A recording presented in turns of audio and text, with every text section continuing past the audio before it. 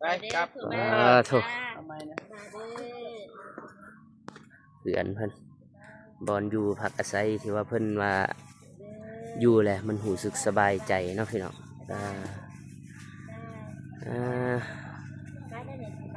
บรรยากาศแคมทางเนาะพี่น้อง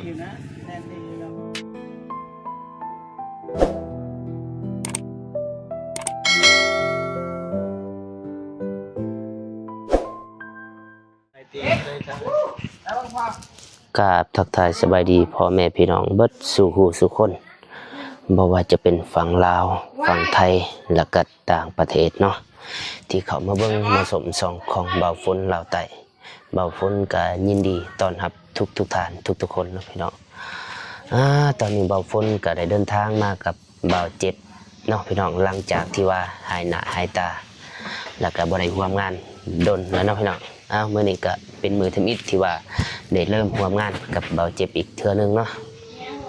มื้อนี้เบาฝนแล้วก็เบาเจ็บก็ได้มาหาน้องฝาแฝดยิงสายเนาะอยู่ที่บ้านน้องกันเมืองท่าแตงแขวงเสือกองเป็นจะได้ก็ไปเบิ่งไปชมนำกันเนาะพี่น้องไปสบายดีบ่เจ็บสบายดีเด้อจะได้มื้อนี้บ่าวฝนก็บ่เคยมาเนาะบ่าวฝนกำลังมามือทำอิฐนี่บ่าวเจ็บทางบ่าวเจ็บเพิ่นได้พาบ่าวฝนมาหาน้องฟ้าแฝดบ่แม่เอาเครื่องมาแจกนะเอาเครื่องมาแจกเครื่องฝากทางไทยวะแม่เพชรเพิ่นฝากมาให้เบาฝนกับเบาเจ็บไปแจกนะเพราะว่าเฮาก็ได้ถ่ายหลายๆคนนะทีมงานได้ถ่ายเบิดเอาเตียงก็ได้ถ่ายแล้วบ่เตียงเคยมานี่บ่มาเคยรายละเอียดก็จะเป็นอะไรให้เบาฝนกับไปถามเองท่านเฮาบอกก็เบาฝนบ่ได้ถามเลยกันเนาะโดยแต่ว่าสิขึ้นไปหาน้องก่อนเนาะแม่ไปตอนนี้ก็อยู่เฮือนน้องฟ้าแฝดเนาะพี่น้องแต่ว่าน้องเพิ่นบ่อยู่เฮือนบัดนี้ที่แท้เพิ่นก็อยู่พุ่นกับแม่เฒ่าเพิ่นเนาะอยู่เทิงกกใหม่พุ่นมีแต่ว่าบ่ฝนก็สิเอาเครื่องเนาะเครื่องฝากจากแม่เพิ่นเนาะพี่น้องฝากให้น้องๆฟ้าแฝดทั้งสองน้องๆก็อยู่พุ่นอยู่กกใหม่เนาะพี่น้องอยู่กับแม่เฒ่าเพิ่นเป็นจะได้ก็ไปเบิ่งไปชมนำกันนะพี่น้องป้าโททางเขานี่ครบเบิดทุกชนิดมักเพชรมักไส้หรือว่ามะละนี่ป้าโทมักเพชรนี่ดกมักเครือมักแล้วก็มักเล่นครบเบิดพี่น้องมักนี่บรรยากาศห่มเย็นทางนี้ก็จะเป็นหมากมะละเนาะพี่น้องมะละขี้นกคมพี่น้องทีนี้มักน้ำนะพี่น้องครบเลยมักเพชรกับลายสนิทอยู่สวนเพิ่น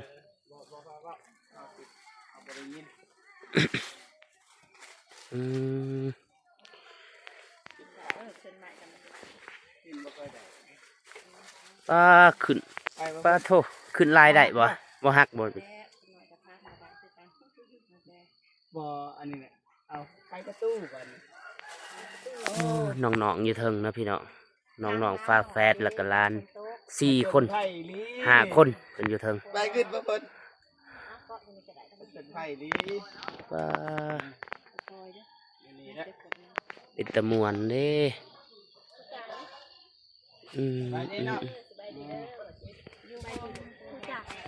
ดูจ้าสบายดีไหมอยู่เย็นเบิ่งร้านหน่อยกันผ่านสบายดีไหมสบายดีเลยสบายดีเนาะนี่น้องฟ้าแฝดเป็นตาหักตาสันผู้ชายท่านี่ผู้ชายโดยมีผู้ชายหน้ายิ่งกันสบายดีผู้จ้าโดยสบายดีเด้ผู้นั้นเด้สบายดีเป็นยังไงคือขึ้นมาอยู่นี่มันก็บ่ฮู้คือกันแบบว่ามันเป็นใจอยากอยู่จังซี่เพราะว่าคือมันสิเย็นสำหรับ แม่อยู่เฮือนมันเป็นแบบงุดงิดการสิขึ้นมื้ออยู่วัดก็ลำบากน้ำร้านน้อยเพราะว่าล่าศีลน่ะมาเบิ่งร้านน้อย แต่ยังปฏิบัติอยู่ก็เลยมาเฮ็ดจังซี่บ่อนปฏิบัติของเขาน้อยเอง แต่ก็บ่ได้เกี่ยวบ้านเมืองลินพวกบางคนก็เฮ็ดลิน แต่แม่ก็เฮ็ดลินแท้จริงให้มันเย็นแม่หั่นมีแต่ตอนนั้นก็บ่มีหยังแต่ในจิตใจของแม่อยากอยู่จังซี่ อ๋อจังได๋บัดมีเครือนี่ออกมาจังได๋ เครือปกจังได๋มันสิห่มเนาะ เพราะว่าแม่บ่มุ่งดอกสิเอาใบไม้มุ่งมันเย็น เวลาเพิ่นมีนี่ก็มีใบก็มีห่มเนาะกันบ่มีใบก็ตากแดดก็ยากแม่บ่ว่าหยังเพราะว่าสำหรับแม่แดดทนแม่อยู่ได้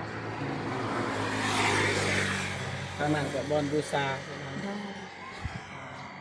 โอ้ทางนี้ก็จะเป็นเส้นทาง กลางคืนก็อยู่นี่ บ่ได้นอนอยู่นี่บ่ บ่นอนนะแต่ว่าจำศีลหัก มาน อน จำศี บาง ล มื้อก็นอนได้แม่ก็บอกว่ายากน้ำร้านคือจังซี่ก็นอนร้านก็โสบ่แม่ก็อยากนอนวันศีลแม่ก็อยากนอน คนนี้เราติดเรา กินยังอะ กินทัวร์ ทัวร์ ในใจจนคิดว่าอยากนอนหั่นแหละ ยิ้มไล่ แต่ เลย บ่ ติด ทันได้นอนก็ ยิ้มไล่ มี นั่ง มีมือนอนอยู่แต่ว่ามีมือนอนอยู่แต่ว่าสินอนก็นักๆคือวันศีล โอ้ แบบว่าบ่แม่นวันศีลก็นอนอยู่พุ่นแต่แม่มันก็เป็นงุดงิดหั่นน่ะนอนอยู่พุ่นเอางุดงิดตั้งอยู่สี่ก็สบายบางมื้อแม่ก็อยู่มืดมื้ออยู่นี่ ก็เรียกหน่อยเขามาจากโรงเรียนเขาก็มาส่งเขาวให้แม่กินอยู่นี่บางมื้อ มันก็ผ่อนคลาย โดย เป็นสิเย็นๆในใจ เป็นซื่นๆเราซั่นซะ สบายจิตสบายใจ โด เนาะ ย FC เฮาก็ส่วนหลายนับถือศาสนาพุทธนั่นน่ะแบบนี้คือกันอยู่แม่เฮาเลย แต่ว่ายานมันสิพังนั่นติ บ่พังคันใหม่บ่โกนบ่พัง บ่ได้มาเฮ็ด อา นี่ ก็ นะ ตามใจ บ่ได้มาเฮ็ดมาสร้าง ก็ร้านหน่อยนี่แหละกับแม่นี่แหละเฮ็ดเองเลย อ๋อ บ้านเมืองไฟมากก็ท่วงบ่ให้เฮ็ดยันตก อืม แต่ถ้าอยู่เฮือนหัดวันเฮาก็ตกอยู่แล้ว แม่ ตัดสินใจว่าอ่ะจังสิกันขาดบ่ตกก็บ่ตกแต่ว่ามันม่วนในใจก็เลยคือเฮ็ดไปว่าแม่บ่สนใจไกลไปไกลมาเขาก็เว้าผู้บางคนก็ดีใจนำผู้บางคนเขาก็บ่ดีใจนำก็ยังเฮาก็บ่สนใจ บ่วนเขา บ่มีแต่จิตแม่ว่าโอ้แน่ได้สิม่วนแม่ก็ตามสบายบ่เอาใจไผมาไว้ในใจแม่ ขอแต่ว่าบ่ทำลายคนอื่นโอเคแล้ว แต่ว่าซ้ำแมงแหงหอยแม่ยังบ่ทำลายบ่ว่าหลายล่ะซ้ำแมงแหงหอยดินดำดุมอยู่แม่ก็บ่ได้ซันกินเลยแต่เขาสิศรัทธาลูกเต่าลวกผักหักหน่อไม้เพราะว่าแม่มันข้างสุดท้ายเลยแม่มันต่ออายุหลายเทื่อแล้ว เพราะว่าอยู่ยังอยู่หย่อนน้ำศีลน้ำธรรมอยู่น้ำพ่อแม่ครูบาอาจารย์จองดึง เพราะว่าเอาอยู่นี้อันซาว่าบ่มีพวกหักษาหาไปแล้วแต่โดนไปหาแม่พระมาแต่แม่พระก็มาอยู่น้ำอาจารย์ คืออาจารย์เจอผู้สวยเรือดึงจองทุกวันก็ลืมกับบ่มีแน่สิตอบบุญแทนคุณเพิ่นมีแต่ไหว้พระจำศีลตอบบุญแทนคุณเพิ่น กับบ่มีแนวสิตอบน้องเงินคำกับบ่มีเพิ่นก็สิบ่ตอบบ่ต้องการดอกเรื่องเงินคำคือสิแม่คือแม่นี่แหละเพิ่นก็อยู่ในศีลกินธรรมแม่ก็อยากตอบสนองคือไหว้พระจำศีลให้เพิ่นอยู่ดีมีแฮงนั้น โอเคเข้าใจแล้วขอบใจไหมไม่ต้อง สา ใจไหมสาธุ ขอสมความหมายปรารถนาแม่เด้อต่อไปให้อยู่เย็นเป็นสุขบ่ขอลายให้แม่อยู่ดีมีแฮงฮอดวันสุดท้ายก็บ่ติเนาะ ก็เห็นดีน้ำนะจ๊ะแต่วันย่างนี่แม่จะอยู่ตามสบายใจสิแต่ก็บ่งาม แต่มันงามในใจของแม่งามในปากของ มั แม่ นเย็นนะนี่ก็รู้สึกเย็น ให้อยู่จัง ขึ้นมา ซี่ อยู่นี่เย็น เพราะว่าดีใจหลายก็เลยมองเห็น จุดแท้มันสิเป็นไปจังซี่เพราะว่าคิดฮอดลูกเด้อลูกคิดฮอดลูกก็เลยเห็นเลือนอยู่นี่ก็สิสบายใจ จะนอนลูกสาวเห็นบ่ สว่าบ่ได้เลย สู้เป็นกำลังใจให้ไหม สาธุลูกมาสิแม่ก็ดีใจนำคือลูกสิเห็นดีนำแม่เนาะ โดย ก็บ่เห็นบ่คือแบบสิเสียหายแบบว่า เขาสิเน้นท่าแม่พวกลูกก็สิบ่เห็นบ่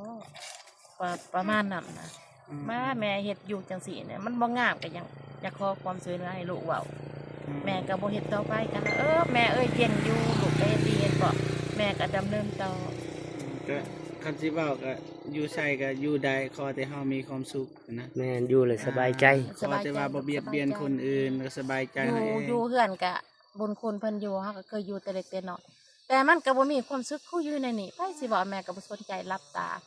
กูบ่ฟังแล้วก็ได้แต่ยิ้ม เด้อ ได้ ส่งเขามีแต่ยิ้ม มาเช้าทุกมื้อขึ้นมาไผก็มาก็ว่าจะน้อยตกตายเด้อแม่เฒ่าเอ้ยโอ้ยฮอดวัน แม่เลือกบ่ได้กันฮอดวัน เรามีแหงขึ้นนะ ขอแต่ว่ามีแฮงเนาะ อันนี้แม่ประมาณนี้ได้บ่แม่ลังติดมอนไม่รู้มีแต่โจมแต่นางทรงเลือดทุกอาทิตย์ได้แต่มาอยู่น้ำอาจารย์แม่บ่ได้ทรงเลือดแต่พอใครแน่พอไปได้ไม่ได้ แม่นอยู่จักปีได้ไหม อายุบ่66 66 ปีอืม หลายเติบแล้วสิพวกเฮานี่อันได้66 ครึ่งหนึ่งของแม่นะบ่เจ็บนะบ่ฝน อ๋อบ่ทันเนาะ อ๋อบ่เจ็บ ครึ่งหนึ่ง66 บ่เจ็บก็30ปลายบ่เท่านั้น อ๋อนะ20ไปมาฮอดกับ30 ปลาย โอเคขอบใจหลายๆ ขอบ แม่ ใจหลายๆ เด้ ลู อก เด้อ ให้สุขให้ใส่เด้อ เด้อ เดินทางตลอดปลอดภัยเด้อเด้อให้สมความหวังพวกลูกที่ปรารถนาเด้อให้ เอ้ ได้ ยสา สาธุ อันนี้อันนี้ เอา อันนี้ผู้หญิงมันบ่ ผู้ชาย ผู้ชาย ผู้ชาย ผู้ชายคือผู้หญิงในแต่เนาะถ้ากินนมมันคือบ่เห็นนม แม่ บ่มีนม อืม กินแต่น้ ฉันบอกแบบงัวแต่ว่าเพิ่นมาเกิดเพิ่นจะมาติดแม่ที่สุดเลย กินแต่น้ำ แม่เพิ่นนี่ ำกินน้ำเขา กินบ่หาย กินน้ำเขาบ่ โดย ข้าวตบเขา โย บ่มีแห้งลูกเอ้ยตบเขาให้กิน เบาฝน กิน ก็ ผู้หนึงหันหมด2ขวด3ขวดหันกลางคืนกินแท้กินว่าน้ำก็บ่ติกินได้ อืม น้ำซื่อๆใส่ก็กิน กินแล้วมันบ่มีเนาะ เบาฝนก็มาเห็นมือทำอิฐนะบ่เจ็บ แหม่ ก็เลยอยากถามหั้นนะตอนแม่เพิ่นเสียหันอายุเพิ่นหัน2คนหันจักเดือนแล้วตอนนั้น บ่ทันบริเทิงเดือนแล้วเกิดพวกเรานี่แหละ บ่ถึงเดือนบ่ กำลัง โอ้เกิดนี่บ่ตอนเสียอือ เพิ่น บ่เคยยินข่าว กระดาน บ่ หัน คน วิทย์ผู้นี้หันแบบว่าพร้อมวิทย์แล้วก็พร้อมหมดเลย โอ้เกิดแล้วก็แม่เสียเนาะ อ่านี่ไป เสียอยู่บันโกงมันเลยมันหนทางมาหอดงมอสัก อือ หมดเลย ไปหาหมอวัน แม่ นี้ มากว่าท่านแม่ยังอยู่วัดเด้ตอนนั้น เราไปเอิด ได้ปีป้ายแล้วนั่น โดยปี4เดือน ปี4เดือน เอื้อยแล้วก็บ่แม่นคนกับทีนี่เด้ คนอยู่ใช่เอื้อย คนสารวัตร เอาคือว่า เสร็จโคตร เสร็จโคตร เสร็จคดว่าจะได้ชื่อว่ามาอยู่นี่ เอาเสร็จโคตร ดาวพัวอยู่นี่ เมืองใด เมืองอันนี้เห็น เมืองปักซอ เมื ง องปากซอง เมือง แข้ ปาก ง ซอง ปาก แขวงจะมาสักเนาะคิดว่า เอื้อยเป็นหยังกันกับน้องสองคนนี่ เป็ กัน บ น้า หลาน สาว เป็นน้าสาวบ่ อืม เป็นน้าสาวแล้ว อยู่เพื่อนเดียวเด้เพิ่นก็อยู่ตูกอยู่เพิ่นแต่ว่ายังอยู่น้ำกันเบิ่งแม่เพิ่นเลยเสียบัดนี้ผู้นี้เป็นผู้ลาลูกไผ่ผู้ลาผู้นี้ให้เป็นลูกสาว อืมตาหักเลยสองคน อันนี้ผู้หญิง ผู้ชาย เอาแนวใส่อันนี้นะ เบิด ต ภา อน ษา นั้นผัดใส่ส่งแม่กับบ้าไปเปลี่ยนเอา อย่า เปลี่ยน นะ เอา บ่ได้แล้วได้ เกิดมาบ่ทันได้เห็นแม่เนาะ อืม เออ เราทันอุ้มผู้นี้ ผู้นี้อันได้จับ ผู้นี้ได้จับบ่ ได้จับคนนั้นคนจับเลย อุ้ม มันอยู่ในพกเลยบ่ทันได้แตกออกมาอุ้มลูกออกมา เกิด ก็ ผู้ ดี นี้ ออก แล้ว แม่ ก็ หมดแล้ว เกิดผู้นี้แล้วก็ อืม ย่างรถหันหัว อืม ย่างรถหัวก็บดเลยแต่บันข่อยหั่นเด้บันข่อยลงมาหั่นบดเลยจนหอดบันโกงหอดบันโกงแล้วก็ผู้ดีเจ็บสิเกิดผู้นี้เจ็บสิเกิดผู้นี้ป่าแล่น5 รถมันบ่ได้รถค่ะทิ้งหัวแล้วก็มาเปลี่ยนข้ออีกมันสลักข้อมันดิมันหลุด ได้กระเป็นหมดนะช่องเตือ3 3 คันรถ5 รถใหญ่บ่ได้มันหลุดบัดนี้ไปหอดหันก็เลย เอิ้นรถเขามาค้นน้ำหั่นเด้ อืม เอิ้นรถค้นน้ำหั่นป่าและเป็นผู้เอิ้นข้อยก็เลยเห็นผู้นี้หันออกทาก้นออกก่อน เนาะ ก็เลยเอิ้นป้าบ่ฮู้ว่าสิเฮ็ดจังไดก็เลยเอิ้นเราก็เกือบรถใหญ่เหยียบ อืม เราหารถหั่นน่ะแล่นควักรถเขาเกือบรถใหญ่เหยียบทางคนนี้ก็ข่อยเห็นเพิ่นออกมากดแล้วเขาบ่จักสิเฮ็ดก็เลยเอิ้นเล่าบัดนี้ เรามาเบิ่งน้ำกันก็เลย เรามาเบิ่งเราว่าตายลูกข่อยสิมาเป็นจังซี่แล้วว่าคือออกทางก้นบอกเลยบ่จักสิเฮ็ดแล้วเราว่าเฮ็ดจะได้มีแต่ดึงออกแล้วว่าข่อยก็บ่จักสิเฮ็ดมีแต่เราดึงอยู่นี่ดึงออกมาทางแม่หันสิหมดเลยนะมันบ่ออกบัดนี้ผัวยังฆ่าออกครึ่งหนึงเลย เลย ยังเพียงนี้พอดีผัวของหันมาคมท้องคม พอดีออก พอดีออกพอดีวิทย์เพิ่นพอดีเบิดเลย จับตก พอดีละเมิด มานี่เนาะผู้ชายมานี่ ย่านได้อย่าเทิงย่านสั้นๆกันย่าน อืม ย่านโตกอันแม่ก็เฮ็ดแนนอยู่ บ่น่าสิบ่ตกแล้วคิดว่า อีต้น โต นี่ กดอกแม่ซ่า อีต้นนั่นแหละ ก็เคยยินอยู่ข่าวช่วงนึงแต่ก็บ่คิดว่าผู้นี้บ่าวฝน อืม บ่คิดว่าน้องทั้งสองนี่นะ แต่ละมื้อนี่เอื้อยเลี้ยงหยังจุดน้องนะ ก็กินแต่เขาวซื่อๆคือหมีซะ กินแต่ข้าวนี่ กินนม บัดนมนี่เอาหยังเฮ็ดนมนี่ เขา ข้าวต้มข้าว ต้มข้าวอ๋อ เอาต้มเอาหนากมัน โอ้เอาน้ำต้มเนาะ แทนนมเพราะว่าเพิ่นเอาน้ำซื่อๆเพิ่นกระโดนแต่ว่าสงสารก็เลยเอา ผู้นี้ชื่อหยังผู้นี้ผู้หญิงผู้นี้ ใบมอน ตัวนี้ใบมอน ใบมอน โดย ใบมอนผู้นี้เด้ ใบบุญ ใบบุญ ใบบุญกับใบมอน คนนั้นเด้น้องเพิ่นซื้อจังไดนะ เอก อันนั้นลูกบ่ โดย ลูกเอื้อยบ่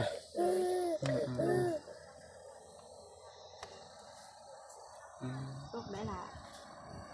จนนะแม่ก็เลยเสียชีวิตตอนเดินทางเลย พี่จ้าลูกพี่จ้า เสียชีวิตกลางทางเลยเนาะแม่ถูกแม่ไปพอดีพอแล้วก็เมื่อบ้านวันนี้เนาะ เลยเมื่อแล้ว พ่อเพิ่นเมื่อบ้านนึง คนไทย เมื่อบ้านเมื่อประเทศ แม่ ประเทศแล้ว แต่ว่าเดือนนี้แล้วก็มาลาวอีก แล้วมายามลูก อ่า มาเพิ่นเอาเมียอยู่แล้ว เดี๋ยวนี้ทำเมียแล้วอยู่ลาวนี่แหละมีจักรซัก เราแบบว่าบ่ฮับไปดูแลป่ะก็ยาแล้วยายได้เลี้ยงแล้วเป็นลูกของเอื้อยนั่นแหละ เรา ก็ ก็อยาก ได้ ได้ ครับเราก็บ่มี เรา ก็ กับบ่มีเฮาหั่นแหละ เนาะผู้ชายบ่จักสิเลี้ยงนะแห่งได้เมียใหม่อีก ได้ก็ต้องสุขภาพก็บ่เพียงพอ โอ้ยอย่าดื้อ บ่ดีเพิ่นเพิ่นเป็นโรคหัวใจเพิ่น ให้ กินยา หยิบรอเบิ่งหยิบ ใบ รอ บุญบ่ กิ นี่ นรอบ่ล่ะ ใบ หยิบ บุ ร ญ ออันหยิบรอ ใบมอน หยิบรอ ยิ้มยิ้มยิ้ม หยิบรอ ยิ้มล่ะ หยิบรอนะ ยิ้มรอนั่งยิ้มรอ ยิ้มรอนะ โอ้ยเพิ่นหายโทรศัพท์ ทาง หยิบรอ อ้ายฉันบอกว่าอย่างนี้ อ่ะจุ๊บไปจุ๊บไปมีจุ๊บจุ๊บจุ๊บ จุ๊บ นาง จุ๊บ ไว้ จุบจุบจุบ มีจุ๊บนางไว้ จุบจุบจุบ จุ่มหนังไว้ จุ๊บกินมมจุ๊บกินมม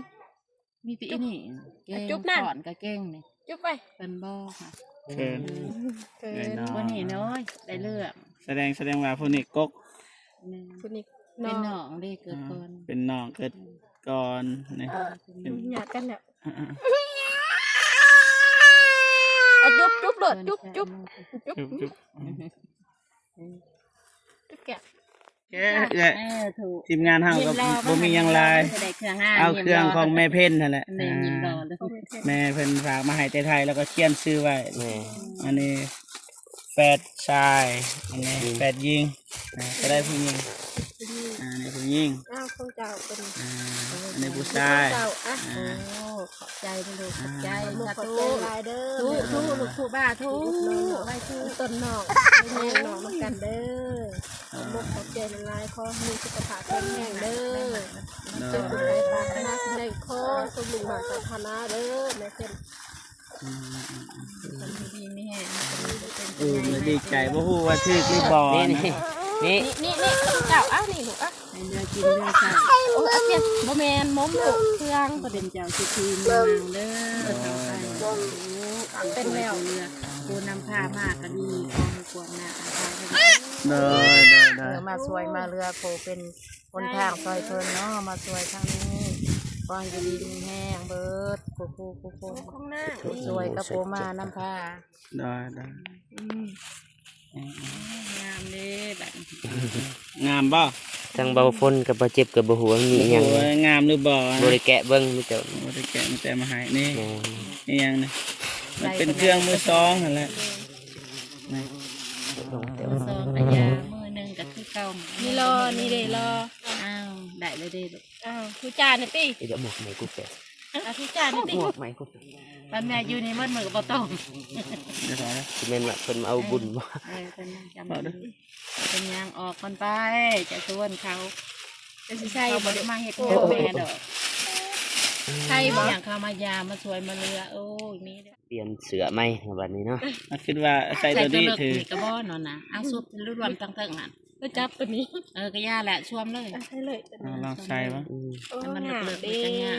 งาม งาม ไอ้ เนาะ เพิ่น เหี่ยว แม่ แล้ว เพิ่นเห็นเด้ ไอ้เพนเพิ่น เออ จะหูพอดีเลยเด้ ใช้มือล่ะ หามือบ่เห็น นี่ นี่ แปลงล่าง ดีเลย บัดนี้ เอายืนบนนี้ ทางนี้แปลงล่างแล้วบ่เจ็บ นี่ โดย โอ้ย โดยแม่โดยโอ้ได้เขียงงามฮัน ยกแขนขึ้นยกแขนขึ้นโอ้ย นี่เอาใส่เสื้ออุ่นก่อนก็ได้ยันมันหนาวบ่ เอาตัวสีล้มๆนะใส่ ก็ได้ใส่แล้ว ครับ ไป ตอนแร ใส่ กจะสิใส่ ไปใส่กระโปรง ยานตกได้ จับ ทางนี้ก็ ยานตก แปลงล่าง สองสัตว์ เหียบหอมเนาะ ตัวดีบ่ ถนัดก็ได้แหละใส่แล้วมันตัวลงรวมสบาย มานี่เป็นทหารมาทาง เฮ้ยรอ เนาะ ดี บ่เจ็บเนาะ รอเลย เป็นทหารเด้อ แน่มานี่แน่มานี่ โรคแม่เพ่นนี่ ใส่สุดในเพิ่น แน่มานี่เนาะ ปุ่นปุ่นนมมปุ่น นี่ ไอ้ชอบไหมโอ้ยได้เครื่องงามนะ อันนี้งามเลยนี่แม่ อันแหละ แม่ตัวนี้สุดแบบลักษณะแบบสุดชนเผ่าเนาะ ในหอดในเติงเพิ่นเด้อ โอ้ไล่สั่นอะได้นี่ 3สัตว์2สัตว์ สองยา เอาเสียงกระดิ่ง ทางนี้อยากได้บ่จักเห็นกระลอกกระแลง อันเด้จากกระมี่สีชมพูคือกันล่ะ เป็นนั่นนั่นก็อยากใส่นั่นนั่นเด้ กระเทยนั่นนั่น เฮ้ย เอ็นเชื่อ ลองใส่กระโปรงก็อยากใส่ ดีเลย เฮ้ยรอบัดนี้เป็นทางนี้ทางนี้ทางนี้ งามอยู่ นี่แนมกล่องนี่ อันยิ้มรอเอ้ยยิ้มรอ เอ้ย อย่าบอก กันเลือกสุดงามให้เพิ่น สุดหล่อ ทูจ้าเนี่ยติทูจ้าช่องมือดีๆแนวนี้ ทุกทุก ช่วย ท่านไหนวะ เต้นเด้อ ไหนไหนไหนไหนไหนไหนไหนไหน เต้นแกวอ่อน พอดพอด ตัก เออ เอ้ยเอ้ยเอ้ยเอ้ย เด้งเด้งเด้ง เอาเด็กกูเด็กไว้เด็กกู แต่ เด็ก ยาละอีกต้นเนาะ ป่า ทูจ้าไว้ งามงามงาม ทู สุด จ้าทูจ้าไว้นี่ทู นี่ จ้าง ามเบิดเลย ผู้หญิงงามสุดหลาย นี่เท่า เด้อ ทูจ้าจะ นี่ ยังบ่พอเหลือ พุ่นพุ่นน้ำมอมพุ่น ไหนมาไหนมาไหนมา เตรียม เย็บ สุดเรียบร้อยเนาะน้อง ยิ้มเบิ่งหันยิ้มเบิ่งตาเบิ่ง โอ้ ทางนั้นก็สุดทหาร อันยิ้มรอนะ บางวาใหญ่มากแล้วก็เป็นทหารเนาะพี่น้อง จะได้ยิ้มรอพุ่น ตายละโอเคบัดนี้จุน้องก็สิกลับกันเด้อเด้อ โดย เด้อ ขอบ เด้ ใจหลาย อ เด้อบาดเจ็บสิจะได้ เบาฝน เบา ลาว ฝ ไต่ นเราไต่ขอมุกขอบใจหลายๆมาอุดหนุนน้องเบิ่งแง่งน้องน้ำกันเด้อ เด้อ เด้อเด้อ เล เด้อย ดี กลับกันเด้อแม่เด้อ เด้อกลับก่อนไหม ผสมหักษา ลูกเป้าเป้าเป้าลูกเป้า ไปกลับพอฝนลงบัดนี้ ไปมีแต่สิลงก่อนบัดนี้ ไปกลับ โถ ทำไมนะ เพื่อนเพิ่นบอนอยู่พักอาศัยที่ว่าเพิ่นว่าอยู่แหละมันหูสึกสบายใจเนาะพี่น้อง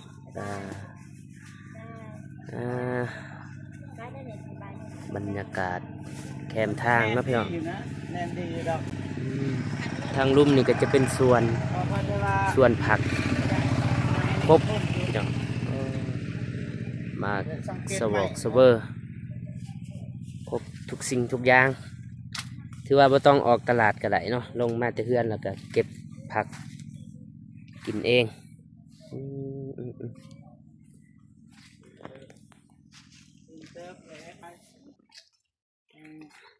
เอ้ยมายังนี่ ใส่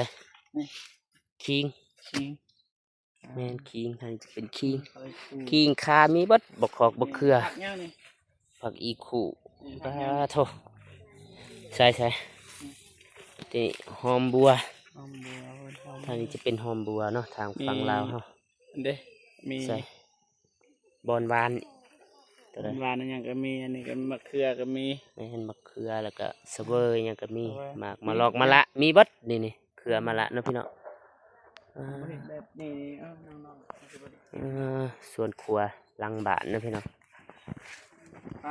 นี่ไป โอเคพ่อแม่พี่น้องผู้ใหญ่เบิดสุขุสุขคนเนาะบ่าวฝนกับบ่าวเจ็บกับสิขอเดินทางกลับบ้านก่อนเนาะตอนนี้ก็มีแต่ผักเนาะเอาบ่าวฝนก็ขอขอบอกขอบใจทางผู้ใหญ่ใจบุญแล้วก็พิเศษแม่เพ็ญเนาะที่ว่าได้ฝากเครื่องให้น้องฝากแฝดเนาะบ่าวฝนก็ขออวยพรให้แม่จงมีสุขภาพที่แข็งแรงเด้อความเจ็บบ่ให้ได้ความไข้บ่ให้มีให้ร่ำให้รวยปรารถนาสิ่งใดขอให้ได้สิ่งนั้นเด้อแม่อายุมันขวัญยืนสาธุบ่าวฝนก็สิกลับบ้านก่อนเนาะพี่น้องบ่าวฝนก็สิจบคลิปเพียงเท่านี้พอๆกันคลิปหน้าสำหรับคลิปนี้บ่าวฝนขอกล่าวคำว่าสบายดีเด้อบ๊าย ไง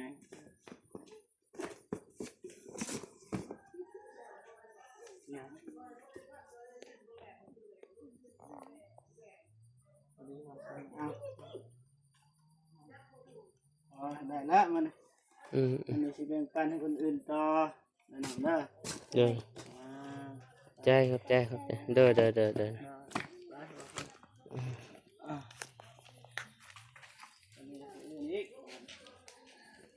ถูกพี่น้องดกเป็นดกเนาะ จนบ่มีใบ บ่มีใบมีแต่หมาก ส้มบ่เอ่ย ได้เลยเป็นพันเป็นหมื่นหน่วยพุ่น โอ้ หลักหมื่นพุ่น หลักหมื่น แม่นหลักแสนบ่จัก มั มัน นหลายโพดโถ บ่เพิ่นมากเลย มันฝาดที่มันบ่ทันแก่ปานใดบ่ทันสุกมันฝาดมันสมได้แล้วโถพี่น้องเอ้ย